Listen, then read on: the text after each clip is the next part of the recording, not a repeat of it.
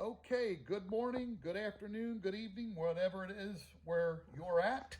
This is video number 3 of this FXR spherical bearing kit installation that I got through JP Cycle. I think, once again, V-Twin makes this. I'm not sure. The price of it was about $195. There's 2 other videos about this that lay the axle and everything out and what I did to prep to come to this particular place.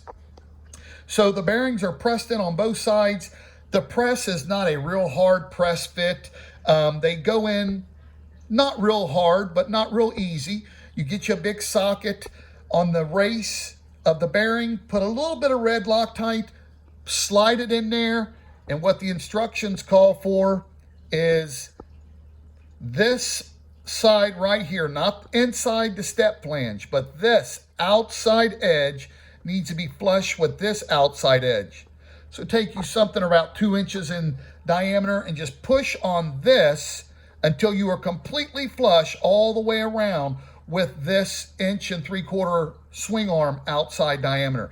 And it needs to be flush all the way around because that's a spherical bearing and that will go left and right and wiggle. So you got to be flush there.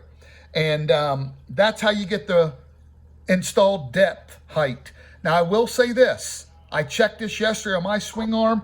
Once you get that side there flush with this, and you install, which you can install from the inside inward, when you install your other 2 bushings that come with the kit, you have 4.5 inches right on the money, which is exactly what a stock FXR transmission housing should be. Now, the other thing I did is once I got these pressed in, which was very easy, I took a large socket and I pressed on the outside edge of the bearing there. Once I got them pressed in, I took some red Loctite and I set the swing arm up like this all night long, and I put some Loctite around that, and I took a toothpick and I poked in there around the edge of the swing arm and the bearing to make sure that Loctite got inside there, and I took a Q-tip and wiped it off. And I let it set probably 5 hours up like that, and I got the outside here, and I got the inside there. Then I flipped it up the other way like this, and I got the outside there and the inside there with the red Loctite. And you could probably see it in there. Yeah, there's a little bit there. That's probably hard. And that's that. And I think that's very important to make sure that this is done correctly. And another thing that I will do is I'll put a piece of painter's tape here. I will mark the center of my swing arm here.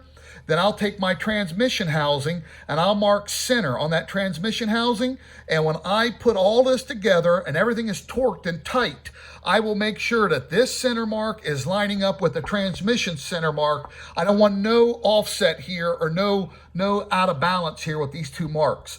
I personally want this center mark to be lined up directly with the center of the back wheel, directly all the way to the center of the front wheel, so that when I go to adjust the top Hemi joint on the FXR, I can lay a level on the primary side and level the motor left and right. And I'll level this, get this level, and then I will level the motor this way once this is level. That way everything is square and everything is in proper proportion. I think it's very important for good handling, especially if you're going to have a high performance motor, which I will have in this particular build. I hope that this helps somebody just to get a better understanding of what this FXR spherical kit consists of. God bless, and remember, that is the book right there that'll give you victory every day in your life if you'll just read it, believe it, and apply it. God bless, and God bless America.